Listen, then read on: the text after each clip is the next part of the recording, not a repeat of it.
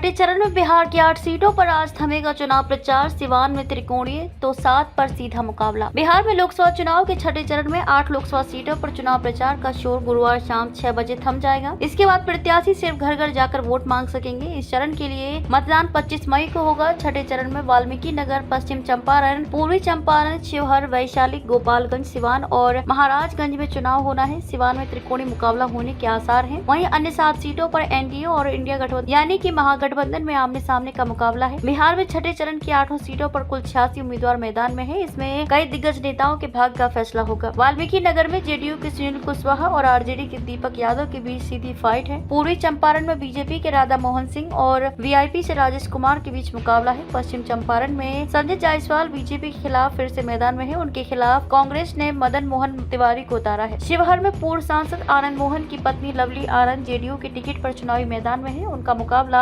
RJD की ऋतु जायसवाल से होगा। वैशाली से मौजूदा सांसद वीणा देवी लोजपा रामविलास की टिकट पर चुनाव लड़ रही हैं। आरजेडी ने उनके खिलाफ विजय शुक्ला उर्फ मुन्ना शुक्ला को उतारा है। गोपालगंज में जेडीयू के आलोक सुमन और वीआईपी के चंचल पासवान के बीच लड़ाई है। महाराजगंज में बीजेपी के जनार्दन सिग्रीवाल और कांग्रेस के आकाश सिंह के बीच मुकाबला है। सिवान लोकसभा सीट पर जेडीयू ने मौजूदा सांसद कविता सिंह का टिकट काट कर विजय लक्ष्मी कुशवाहा को प्रत्याशी बनाया है। वहीं आरजेडी ने पूर्व विधानसभा स्पीकर अवध बिहारी चौधरी को मैदान में उतारा है। पूर्व सांसद शाहबुद्दीन की पत्नी हिना साहब निर्दलीय चुनाव लड़ रही हैं। इस वजह से सिवान में चुनावी मुकाबला त्रिकोणीय हो गया है। वैशाली में सर्वाधिक, महाराजगंज में सबसे कम प्रत्याशी। छठे चरण में सबसे अधिक 15 उम्मीदवार वैशाली लोकसभा सीट पर हैं, जबकि सबसे कम 5 कैंडिडेट महाराजगंज में चुनाव लड़ रहे हैं। वाल्मीकि नगर में 10, पश्चिमी चंपारण में 8, पूर्वी चंपारण में 12, शिवहर में 12, गोपालगंज में 11 और सिवान में 13 कैंडिडेट चुनावी मैदान में हैं।